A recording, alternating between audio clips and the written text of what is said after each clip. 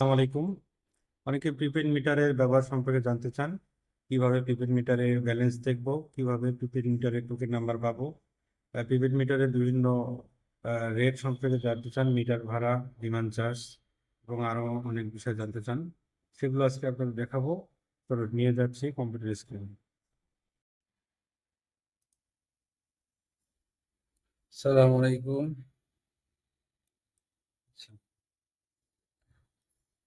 Prepaid metre prepaid মিটারে কিভাবে balance দেখব এবং কিভাবে প্রিপেড মিটারে রিচার্জ হিস্ট্রি দেখব সে বিষয়টি আজকে শেয়ার করব। আচ্ছা, এবং প্রিপেড মিটারের বিভিন্ন শর্টকাট সম্পর্কে, শর্টকাট কিভাবে ব্যবহার করব সেটি দেখব। আচ্ছা, এই জন্য প্রথমে চলে যাচ্ছি আমরা, যে ব্রাউজার ওপেন করি। ব্রাউজারে গিয়ে আমরা প্রিপেড কাস্টমার পোর্টালে যেতে হবে। প্রিপেড প্রিপেড কাস্টমার পোর্টালের জন্য customer.nesco.gov.bd প্রিপেড প্যানেলে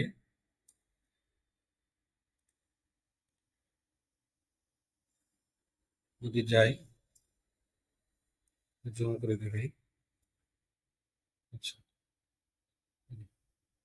কাস্টমার nesco.gov.bd প্রিপেড প্যানেলে গিয়ে আমাদের প্রিপেড কনজিউমার নাম্বার, যে কোনো একটি প্রিপেড কনজিউমার নাম্বার ব্যবহার করে রিচার্জ হিস্ট্রি, মাসিক ব্যবহার এবং সার্টিফিকেট ইত্যাদি দেখতে পাবো। আমরা রিচার্জ হিস্ট্রি যাই। রিচার্জ হিস্ট্রিতে গিয়ে দেখতে পাবো যে আমাদের এরকম একটি উইন্ডো দেখতে পাবো, যেখানে আমাদের অবশিষ্ট ব্যালেন্স দেখাবে এবং যাবতীয় অন্যান্য তথ্যাদি দেখাবে। এবং রিচার্জ হিস্ট্রি, এই প্যানেলটাতে গিয়ে দেখতে পাবেন আপনি আপনি কত টাকা এ পর্যন্ত রিচার্জ করেছেন এবং কতবার এই মিটারে আপনি রিচার্জ করেছেন, সব যাবতীয় তথ্য এবং দেখতে পাবেন। কোন মাধ্যমে রিচার্জ করেছেন সেটাও দেখতে পাবেন। এখানে এই টোকেন নাম্বার, এই ঘরে আপনার টোকেন নাম্বার আছে। এই টোকেন নাম্বারে ক্লিক করলে রিচার্জের যাবতীয় তথ্য টোকেন আকারে আপনি দেখতে পাবেন। এই যে টোকেন নাম্বার, এই নাম্বারটি হচ্ছে আমাদের প্রিপেড মিটারে নেস্কোর অনলাইন সার্ভার কর্তৃক অটোমেটিক মিটারে টাকা এন্ট্রি করার কাজে ব্যবহার করা হয় এবং অটোমেটিক টাকা রিচার্জ করার জন্য এটি অটোমেটিক টাকা প্রিপেড মিটারে সংযুক্ত হওয়ার জন্য এই টোকেনটি গুরুত্বপূর্ণ। এই টোকেনটি অনলাইন নেস্কোর অনলাইন সার্ভারের মাধ্যমে অটোমেটিক হয়ে যায়, কিন্তু কখনো অটোমেটিক যদি না হয় সেক্ষেত্রে আপনি আপনার মোবাইল ফোনে যে মেসেজ যাবে রিচার্জ করার পর, সেই রিচার্জ মেসেজে ওখানে আপনি টোকেন নাম্বারটা পাবেন।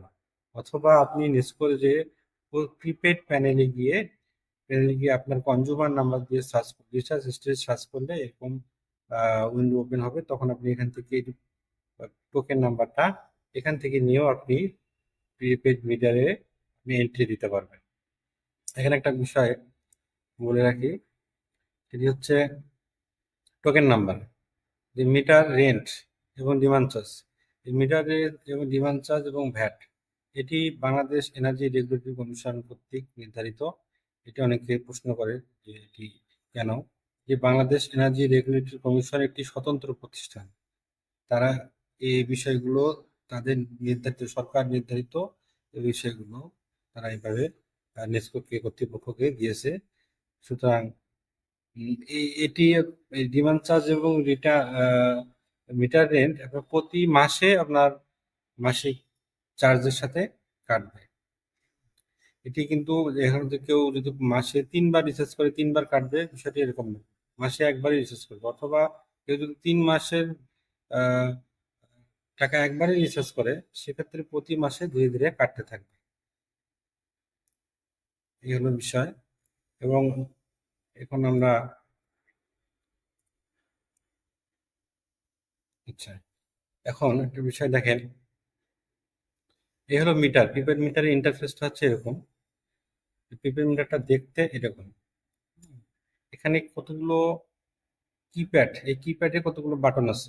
এই বাটনগুলোতে আর বাটনগুলোর মাধ্যমে আমরা যে কোনো তথ্য ডায়াল করে, শর্টকাট ডায়াল করে আমরা টাকা কত আছে, রিচার্জ কত আছে এবং এমার্জেন্সি ব্যালেন্স, আপনার কত লোড, আপনার ট্যারিফ কত, হুম, আপনার অবশিষ্ট ব্যালেন্স কত, গত মাসে কত কিলোওয়াট ব্যবহার করছেন, এই সবগুলো বিষয় আমরা এখানে দেখতে পাবো। এই যে টোকেন নাম্বারটা আমরা যে টোকেন নাম্বার আমরা মেসেজে পাবো অথবা আমাদের ওয়েবসাইট থেকে বের করবো, সেই টোকেন নাম্বারটা আমরা এখানে এই কিপ্যাডের কি বাটন চেপে আমরা টোকেন নাম্বারটা 20 ডিজিটের টোকেন নাম্বারটা দিব।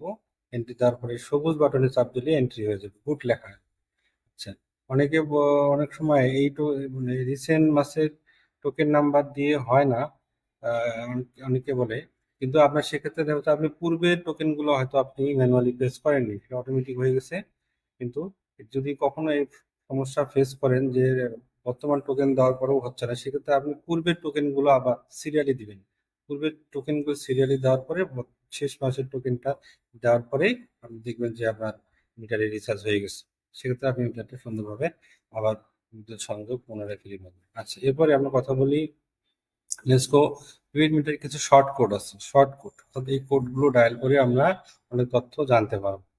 যেমন প্রথমে আছে আমরা 7 শর্ট কোডটা যদি ডায়াল করি, সেক্ষেত্রে আমরা দেখতে পাবো আপনার স্যাংশন লোড, আপনি কত চুক্তিবদ্ধ লোড সাথে কত লোডের চুক্তি করেছেন।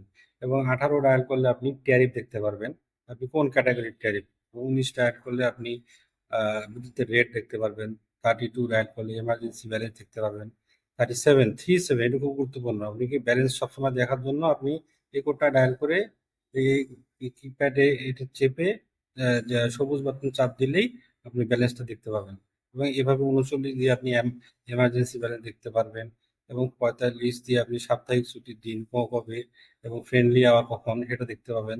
52 ভোল্টেজ, 55 কারেন্ট, এই 60 দিয়ে আপনি এ পর্যন্ত কত কিলোওয়াট ব্যবহারের পরিমাণ দেখতে পারবেন, সর্বশেষ বিদ্যুৎ ক্রয়ের পরিমাণ এবং এই চলতি মাসে কত কিলোওয়াট আওয়ার বিদ্যুৎ ব্যবহার করছেন সেটা আপনি দেখতে পাবেন এভাবে।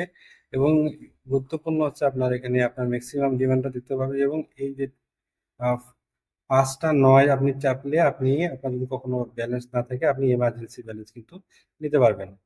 এবং কিছু এলইডি ইন্ডিকেশন আছে, এলইডি ইন্ডিকেশন সবুজ এলইডি জ্বললে আপনার মিটারে পর্যাপ্ত ব্যালেন্স আছে বুঝাবে, এবং লাল এলইডি জ্বললে পর্যাপ্ত ব্যালেন্স নাই অথবা আপনি এমার্জেন্সি ব্যালেন্স ব্যবহার করতেছেন। এই কোডগুলো ব্যবহার করে আপনি আপনার প্রিপেড মিটার থেকে নিজেরাই এবং বাসায় আপনার ইনস্ট্যান্ট আপনি আপনার তথ্যগুলো দেখতে পাবেন। এটি হলো প্রিপেড মিটারের সবচেয়ে বড় সুবিধা। আচ্ছা,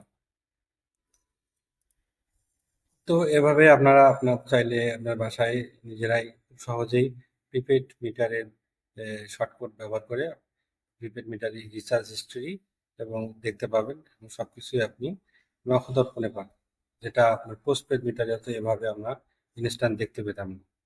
তো এই অবস্থায় আজকে এই পর্যন্তই। ধন্যবাদ সবাইকে। আসসালামু আলাইকুম।